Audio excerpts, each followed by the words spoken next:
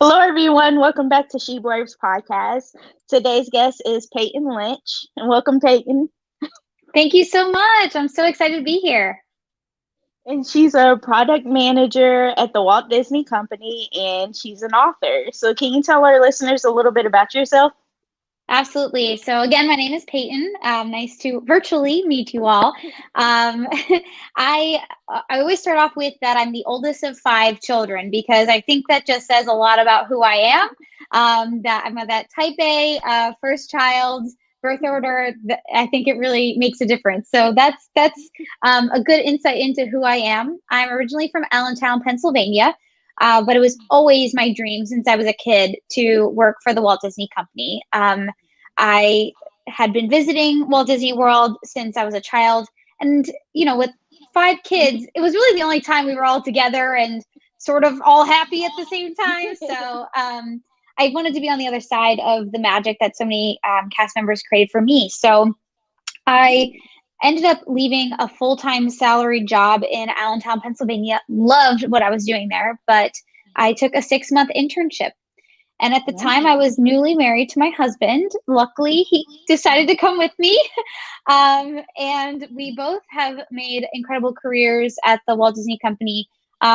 Actually, today, he found out that he is going back to Disney after being laid off for a year. So big day for us, especially after a pretty tough year that we've experienced.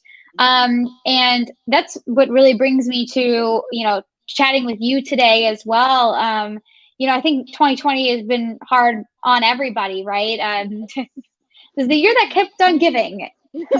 Definitely. And my husband, he lost his father in 9/11, and obviously that was something that impacted his life, impacts my life on a daily basis. But I really never thought much more of it until last year when we started struggling with his job loss.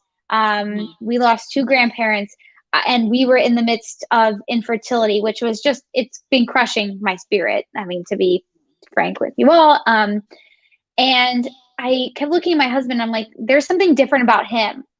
And I think it's because he went through this childhood trauma that he's able to handle what life throws at him today with a different outlook, with more resilience than maybe I have. And so at first I was really mad. I was like, why aren't you mad with me, husband?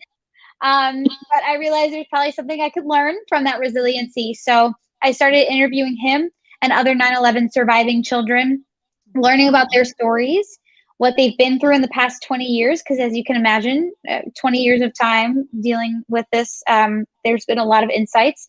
And pouring that into my book, which is Rise from the Ashes, which is scheduled to publish in August of this year, right before the 20th anniversary of 9/11. So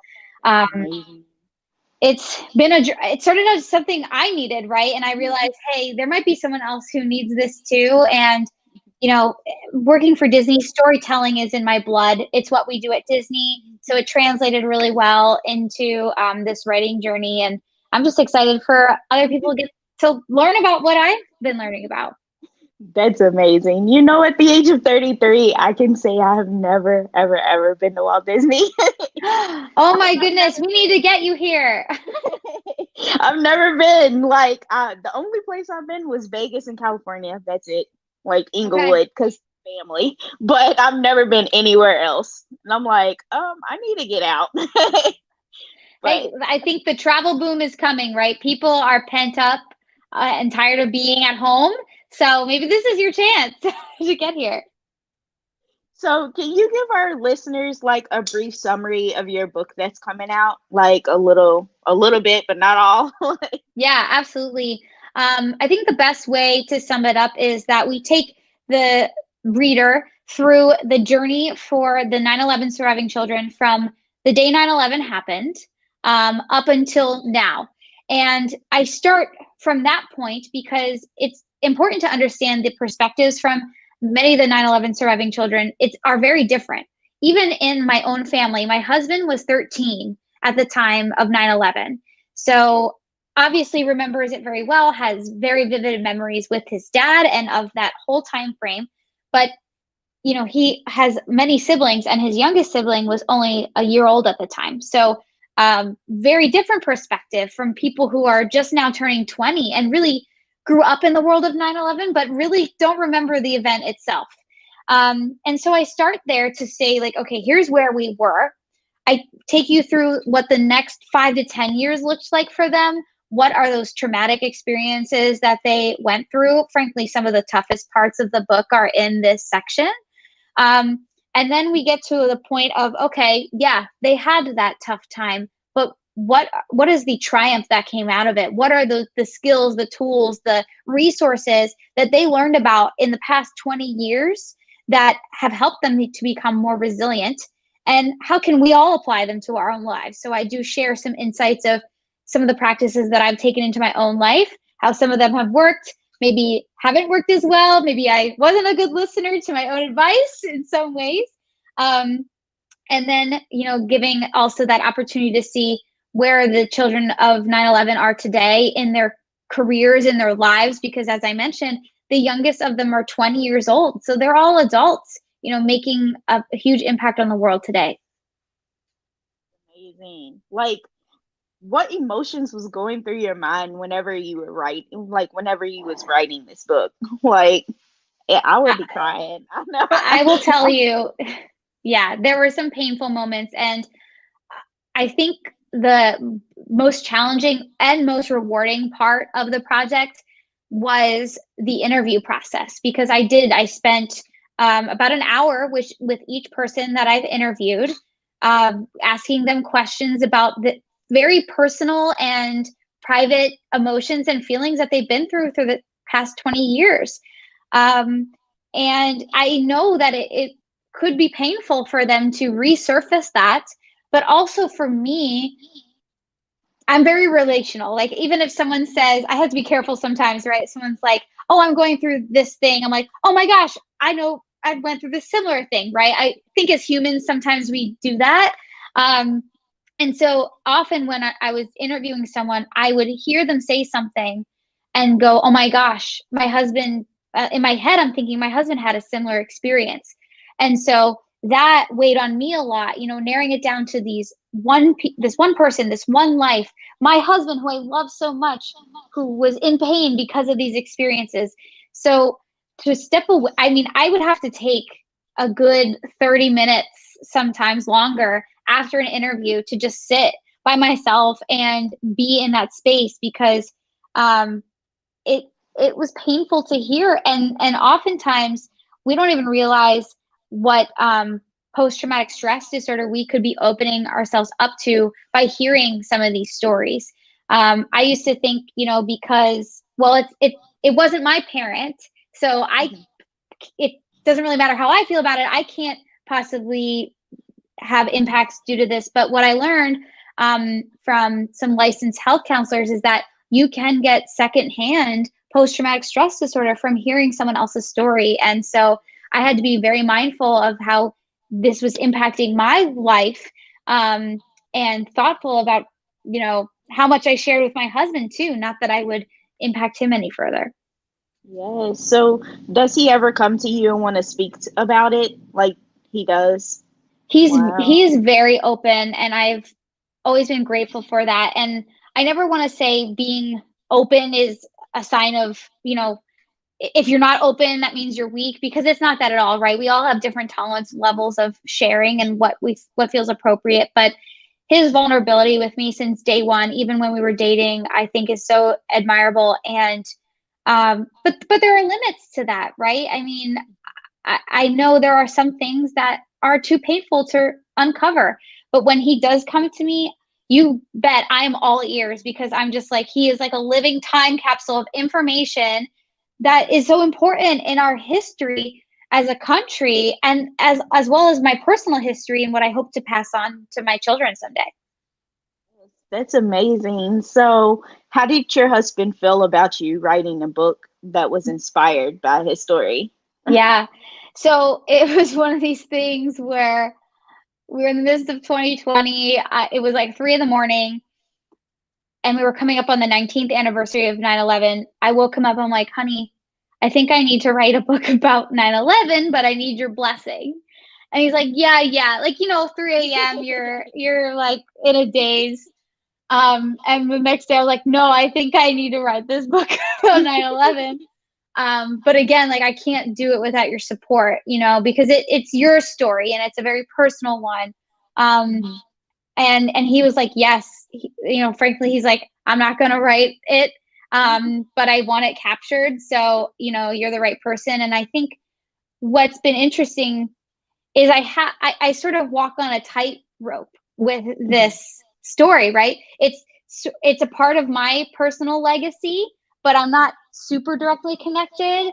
And so I'm always kind of like on the, like teetering this, but I think that brings an interesting perspective to the book that I'm able to see, outside of what these folks were dealing with. So I've been really grateful that he was so willing to allow me to work on the project. And frankly, his whole family, when I shared the idea with them, they all, gave the blessing and have been really supportive throughout. That's amazing. Even his mom was okay with it? Yes. Wow. So his mom and his stepmom were both very, very supportive. And as I mentioned, one of his siblings did offer up that they wanted to be interviewed. As cautious at that because I didn't want them to feel like I'm exploiting them. I didn't want to include anybody in the book. I mean, you can imagine we even are going to use some pseudonyms for folks who felt comfortable being included in interviews, but maybe didn't want their names in the book.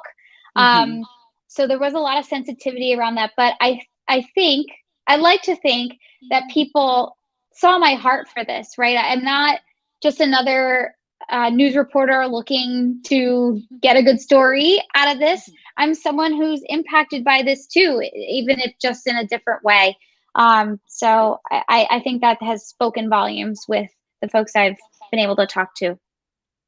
That's amazing. Like whenever I read your story and asked you to interview on my page, I was like 9/11, and I was like, where was I at? Like I was trying to think of where was I at? What was I doing? Like emotions that was going to my head through my head. I don't even remember. I think I was in school and I don't think I was paying attention, honestly. I was probably asleep.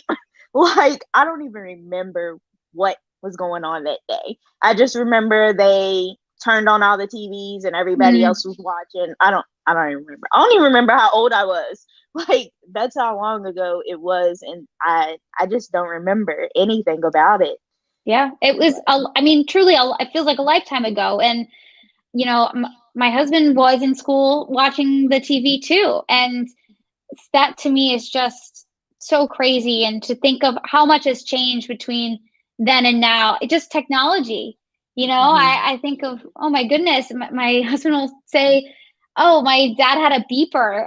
And I'm like, what would he think of technology today? Like, I think of that all the time. And it's so true how our world has really changed. And it's just something that never really goes away, because I was on a call today for something and they brought up 9/11. Like it just is a part of our history. It's so ingrained in our history at this point. Yes, like when I was looking up, ever since I said I was going to interview you, I've been looking up like 9/11 photos and stuff, and I'm like, wow. And like the ashes and the like, it's crazy. Like, does he cry over it still, or look at anything, or does he just try to avoid it? So it's a balance of both. I think there is something that you learn after 20 years. The pain never really goes away, right? You're never fully recovered from grief. It's not a straight line, but you learn certain defensive mechanisms and offensive mechanisms to be able to continue about your life, right? I mean, if he were to break down every time he heard the word 9/11, we would never be able to get through a day, because that's how often it feels like it's brought up. But there are those times where it's like, man, this hurts. It came out of nowhere and this hurts. And so I think he's found a way to take time in those moments to be vulnerable, cry if he has to. Frankly, I'm a sympathy crier, so I'm usually crying with him. But then also be on the defensive, right? On 9/11, we're not going on Facebook that day because it is really triggering to see that imagery associated with something, I mean, that will forever be ingrained in his memory. So we're careful on both sides of it. And I've seen him just be really find joyous ways to celebrate his father's life and memory on that day, as well as on other days that I think help us get through the hard ones.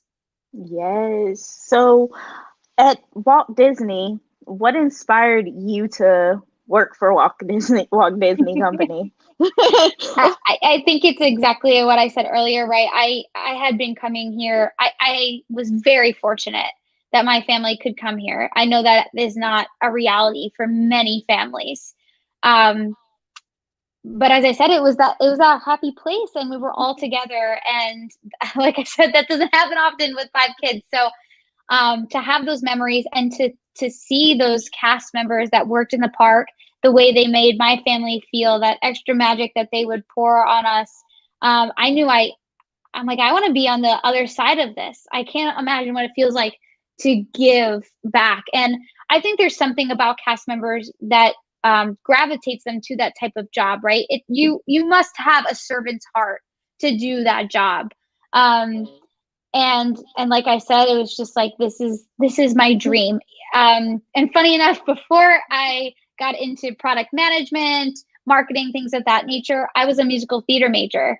So I thought, like, while all my friends wanted to be on Broadway, I'm like, I want to go dance down Main Street. And the irony is that's what my husband does. He's in entertainment at Disney. So one of us got to live that dream, but I knew no matter what, the goal was to get to Disney. And so I'm just happy I get to contribute to creating happiness for guests in any capacity. That's amazing. I want to go. Like, is it really as big as people said it is? Like, I've been looking online and I'm like, I really want to go, but I don't want to be like this 33-year-old woman, like that, like a little kid.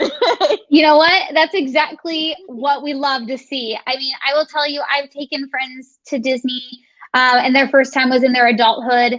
And that is, to me, I love bringing people for the first time because I've seen it all, I've done it all. Of course, I still have fun when I go, but when you see someone it through someone's eyes for the first time, you see that kid at heart come out of them, right? Because it's inside of all of us. So I hope you do get to experience it because it really is. I hope I'm selling you. It's a pretty special place. Yeah, you are. Like, I've always wanted to go to Disney World or Disneyland. Which one is it? What's the difference between Disney World and Disneyland? Sure. So Disney World is here in Orlando, Florida. We have 4 parks here, as well as other amenities, water parks, things of that nature. And then Disneyland is in California. That was the original park there, and they have one other park next to it. There's pros and cons to both. I love when I get to visit Disneyland. It's the original, right? I mean, that's pretty special. But then of course I grew up coming to Walt Disney World in Florida, so there's something about that. And then we have parks all over the world. I mean, we are a global entity, so it's pretty incredible when you think of how many guests we get to welcome every year. Wow, I bet you see like millions of people. Like, that's amazing. So how has your life changed since working for the company? I would say that there are just these moments where I have to pinch myself, right? To realize that I actualized the dream that I had ever since I was a kid. And so to know that the place that I always wanted to be at is in my backyard, that is so special to me. But I think it's also been able to open my horizons to other opportunities that I didn't even know. Because like I said, we always came to Disney. We never went anywhere else. But now I'm like, okay, you know what? My favorite place is in my backyard. I can visit all the time. That means I can go travel abroad pre-COVID. We just went on a month-long RV trip around the United States. And I would have never considered that if I weren't working here and knew that I could always come back to Disney if I needed to. Wow, that's amazing. So you live there? I'm like 30 minutes from the park. So. Oh, wow. That is amazing. I don't know why I'm all wow over it. Like I've never been there, and I'm just like smiling like a little kid. But yeah, I'm definitely gonna do that. But I have a dog, so do they allow animals there? They do have a pet. It's called the Best Friends Pet Care. So you can bring your dog there, or there are some resorts where you can have your dog stay in the hotel room. So you have some options to bring your furry friend with you. Nice. This is amazing. Yeah, we're gonna visit. I want to thank you so much, Peyton, for coming on my show and talking to me about your book and working for Walt Disney. My pleasure, Nicole. Thank you so much for having me. You have a great night. Bye bye.